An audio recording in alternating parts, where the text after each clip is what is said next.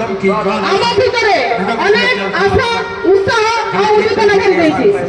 আজ খুশি লাগুଛି যে বিশাল সমাবেশ আজ আমার হয়েছে। এই সমাবেশ দেখে বলছি যে আমার অধিকার একতা কবে অধিকার একতা জিন্দাবাদ। তেমন আগামী দিনে আমি নিশ্চিত ভাবে সফল হব।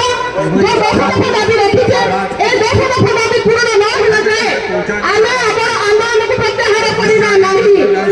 ଏହା ଆମର ଦୃଢ଼ ପ୍ରତିଜ୍ଞା। ଏବଂ ଯଦି କାଲି ଲେଖିଥିଲି ମଧ୍ୟ ଗ୍ରୁପରେ ଯଦି ସେନାପତି ରେଡି ଆପଣମାନେ ଆମର ସାଥରେ ଅଛନ୍ତି ତ? ଅଛନ୍ତି ତ? ଧନ୍ୟବାଦ। କାରଣ ସରକାର ବିଭିନ୍ନ ସମୟରେ ଆମକୁ ଡରାଇବାକୁ ଚେଷ୍ଟା କରିଥିଲେ, ଆଜି ବି କରିବେ, ଆସନ୍ତାକାଲି ମଧ୍ୟ କରିବେ। କିନ୍ତୁ ସେ ଡରକୁ ଆମେ ଆଉ ଡରିଯିବା ନାହିଁ। କେତେ ଆଉ ସହିବା? ଜଣେ ନର୍ସିଂ ଅଫିସର ଭାବରେ ଆମ ପ୍ରତି ଅଧିକାରକୁ ଆମ ପ୍ରତି ଯେଉଁ ଅନ୍ୟାୟକୁ ଆମେ କେତେ ସହିବା? କେତେବେଳେ ଆମକୁ ନେଇକି ଏଠାରୁ ସିଲେଇ ହେବ? କେତେବେଳେ କଣ୍ଟ୍ରାକ୍ଟର ଲୁଟି କରିଦେଇକି ସିନିୟର ମାନଙ୍କୁ ଭୁଲିଯିବା? କେତେବେଳେ ଆମର ଆଚାର୍ଯ୍ୟ ହେବ ସାଇବର ସମାଜରେ ଯେଉଁ ଗୁରୁତ୍ୱପୂର୍ଣ୍ଣ ସଂଘ ରହିଛି ସେପରି ଆନ୍ତର୍ଜାତିକ ନର୍ସିଂ ଅଫିସର ଭାଇମାନଙ୍କୁ ଭୁଲିଯିବା? ଏହିସବୁ ଯେଉଁ ଅବହେଳା ଆମେ କେତେଦିନ ଆମେ ସହିବା? କେମିତି ସହିବେ? ବହୁତ ଅନୁରୋଧ କଲେ ମାତ୍ର ଏହି ଅନୁରୋଧର କୌଣସି ମୂଲ୍ୟ ସରକାର ପାଖରେ ଦେଇଥିଲେ ନାହିଁ।